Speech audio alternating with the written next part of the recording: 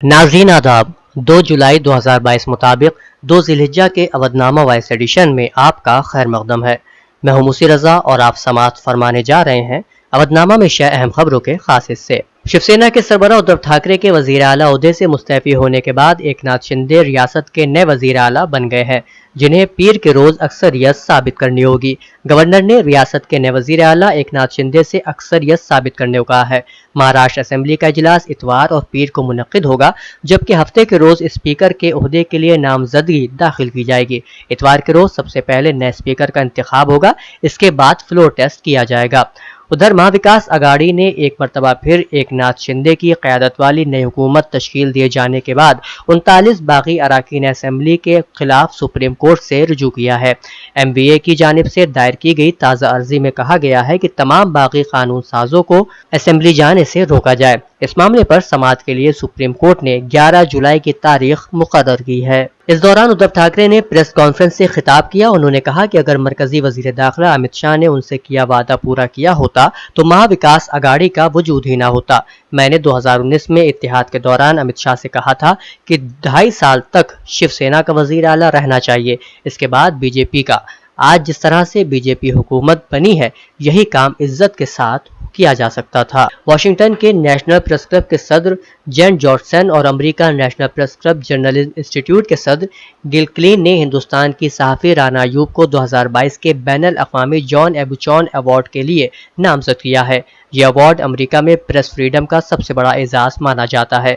राना अयूब पहले हिंदुस्तान सहाफ़ी है जिन्होंने ये अवार्ड हासिल किया है। वहीं राना अयूब ने प्रेस क्लब का शुक्रिया अदा करते हुए अपने एजाज को कश्मीरी सहाफ़ी आसिफ सुल्तान, मोहम्मद जुबैर सिद्दीकी कप्पन और दीगर सच बोलने वाले सहाफ़ियों के नाम वक्फ किया है। राजस्थान के उदयपुर में कन्हैया लाल के कत्ल के खिलाफ एहतजाज के बाद रियासत भर में फैली कशीदगी के पेश नजर आज अल्लौर में पुलिस ने फ्लैग मार्च किया। जिला कलेक्टर और सुपरिटेंडेंट ऑफ पुलिस की क़यादत में पुलिस कंट्रोल रूम से फ्लैग मार्च निकाला गया और ये पैगाम दिया गया कि पुलिस आप सबके साथ है। इस मार्च में ASP, DSP, SDM, QRT समेत पुलिस अहलकार शामिल रहे। ऑल्ट न्यूज के शरीक बानी मालिक मोहम्मद जुबैर के 4 दिनों की पुलिस रिमांड को चैलेंज देने वाली अर्जी पर दिल्ली हाई कोर्ट ने दिल्ली पुलिस को नोटिस जारी किया है। अदालत ने दिल्ली पुलिस से 4 हफ्ते में जवाब तलब किया है। मोहम्मद जुबैर ने पुलिस रिकॉर्ड को चैलेंज देते हुए हाई कोर्ट में अर्जी दाखिल की थी, जिस पर आज दिल्ली हाई कोर्ट में समाअत हुई। बता दें, मामला 2018 का है, जिस पर दिल्ली पुलिस के जरिए अब कार्रवाई की गई थी। पैगंबर इस्लाम सल्लल्लाहु अलैहि वसल्लम की शान में नाज़ेबा कलमात अदा करने वाली बीजेपी की मुअत्तल शुदा तर्जुमान नुपुर शर्मा को सुप्रीम कोर्ट ने सख्त फटकार लगाई है। मुतनाज़ तबसरे के मामले में जुमे को सख्त सरजनिश करते हुए नुपुर शर्मा को पूरे मुल्क से माफी मांगने को कहा है। साथ ही अदालत ने उदयपुर में आने वाले अलमनाक वाक़े का जिम्मेदार भी नुपुर शर्मा के बयान को ही करार दिया है। वकील ने जब उनकी माफी और पैगंबर इस्लाम पर किए गए तबसरे को वापस लेने का तस्करा किया तो सुप्रीम कोर्ट ने कहा कि उस वक्त तक काफी देर हो चुकी थी। सुप्रीम कोर्ट ने कहा कि उनकी शिकायत पर तो एक शख्स को गिरफ्तार किया जा चुका है, लेकिन कई FIR दर्ज किए जाने के बावजूद दिल्ली पुलिस ने उन्हें अभी तक छुआ भी नहीं है।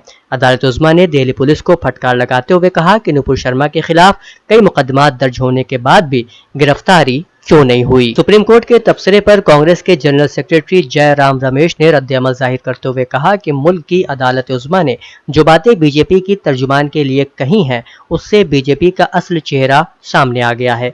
बीजेपी को आईने में अपना चेहरा देखना चाहिए और फिर शर्म से सर झुका लेना चाहिए।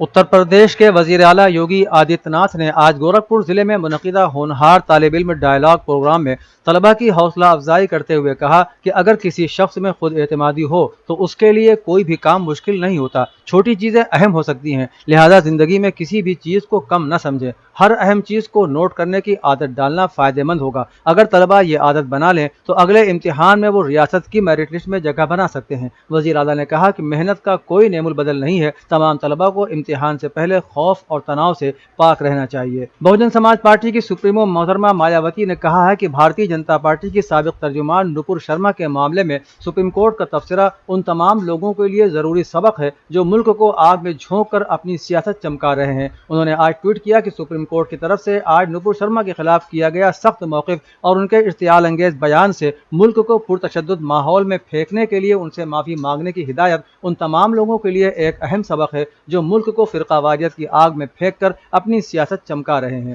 سماجوادی پارٹی کے صدر اکھلیش یادو نے جمعے کو یو پی بورڈ کے 10ویں اور 12ویں کے امتحانات میں ریاست میں 1 سے 5 تک نمبر حاصل کرنے والے ہونہاروں کو لیپ ٹاپ تقسیم کیے۔ اس موقع پر انہوں نے میڈیا کے نمائندوں سے خطاب کرتے ہوئے کہا کہ ہم تمام طلباء کو مبارکباد پیش کرتے ہیں جنہوں نے اپنی محنت سے اپنے خاندان اور معاشرے کی عزت اور وقار کو بلند کیا۔ اکھلیش یادو نے کہا کہ ہم صرف چند لوگوں کو ہی لیپ ٹاپ دے سکتے ہیں، اگر حکومت چاہے تو تمام بچوں کو لیپ ٹاپ دے سکتی ہے۔ انہوں نے کہا کہ حکومت نے بچوں کو اسکوٹی دینے کا وعدہ بھی کیا تھا، اب حکومت اپنا وعدہ پورا کرے۔ مدرسہ عربیہ تعلیم القرآن للبنات قبر مامو بھانجا گولہ گنج میں آج درس افتتاح بخاری شریف و تعلیمی سال کے آغاز کے موقع پر ایک جلسے کا انعقاد کیا گیا۔ جلسے کی نظامت کے فرائض مدرسے کے استاد مولانا محمد پرویز ندوی نے انجام دیے۔ اس موقع پر شیخ الحدیث حضرت مولانا ابو صہبان روح القدس ندوی نے اپنے قیمتی درس کے ذریعے بخاری شریف کا آغاز فرمایا۔ انہوں نے اپنے درس میں سلسلہ حدیث، اسناد حدیث، اہمیت اور اس کی افادیت کے ساتھ ساتھ حضرت امام بخاری رحمۃ اللہ علیہ کی زندگی کے مختلف گوشوں پر تفصیل سے روشنی ڈالی۔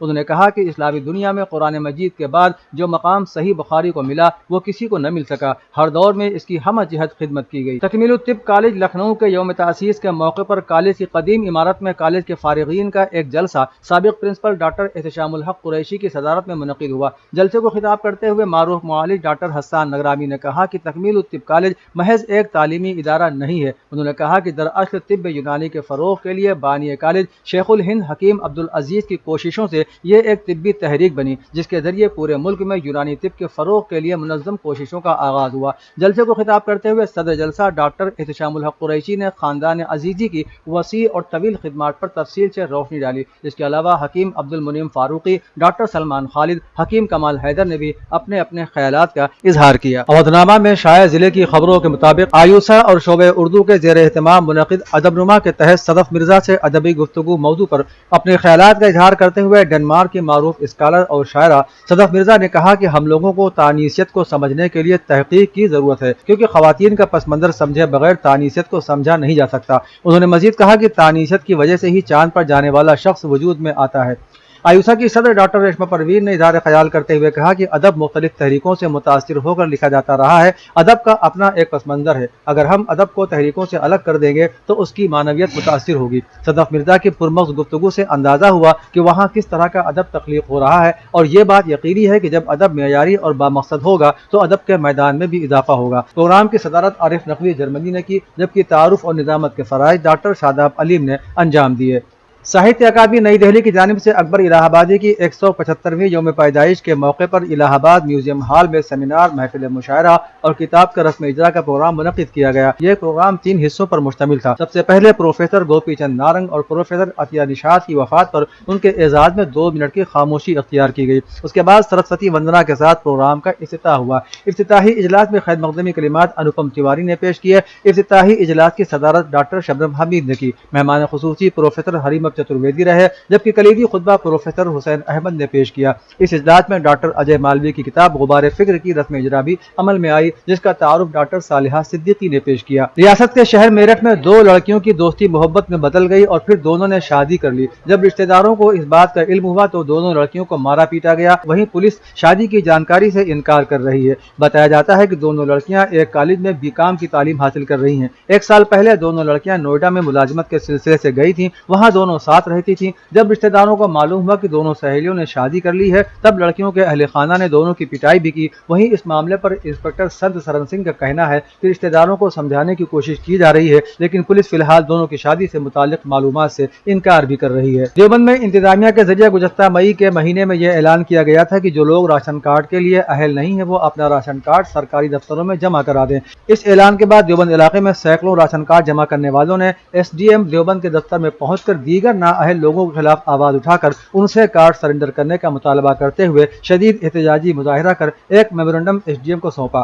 گاؤں کے باشندگان نے نااہل لوگوں کے راشن کارڈ منسوخ کر اہل لوگوں کے راشن کارڈ بنائے جانے کا مطالبہ SDM دیوبند دیپک کمار سے کیا ہے۔ مدھا حمیرپور میں کئی اسکول بغیر رجسٹریشن اور شناخت کے چلائے جا رہے ہیں۔ زیادہ تر اسکول کی منظوری ہندی میڈیم کی ہے، لیکن عوام کو دھوکہ دینے کے لیے تمام اسکول مالکان اپنے اسکول کے سائن بورڈ میں انگلش میڈیم CBSE پیٹرن لکھتے ہیں۔ ان کے خلاف محکمہ تعلیم کی جانب سے کبھی جانچ نہیں کی جاتی. اگر کبھی جانچ پڑتال کی بھی گئی تو خامیاں ملنے پر بجائے کارروائی کے لین دین کر کے معاملے کو رفع دفع کر دیا جاتا ہے. اودھنامہ کے جہاں نما صفحے کے مطابق صدر ایران سید ابراہیم رئیسی نے امیر قطر سے ٹیلی فون پر ہونے والی گفتگو میں پابندیوں کا خاتمہ کرانے کے لیے ایران کے واضح موقف کا اعادہ کیا اور کہا کہ مذاکرات اسی صورت میں کامیاب ہو سکتے ہیں جب ایران مخالف ظالمانہ پابندیاں پوری طرح سے ختم کر دی جائیں. صدر مملکت سید ابراہیم رئیسی نے اس گفتگو میں ایران کے پرامن جوہری پروگرام اور IAEA کی ایسی متعدد رپورٹوں کا ذکر کیا کہ جن میں ایران کے جوہری پروگرام کو پرامن بتایا گیا ہے اور اس بات کی تصدیق کی گئی ہے کہ ایران کے جوہری پروگرام میں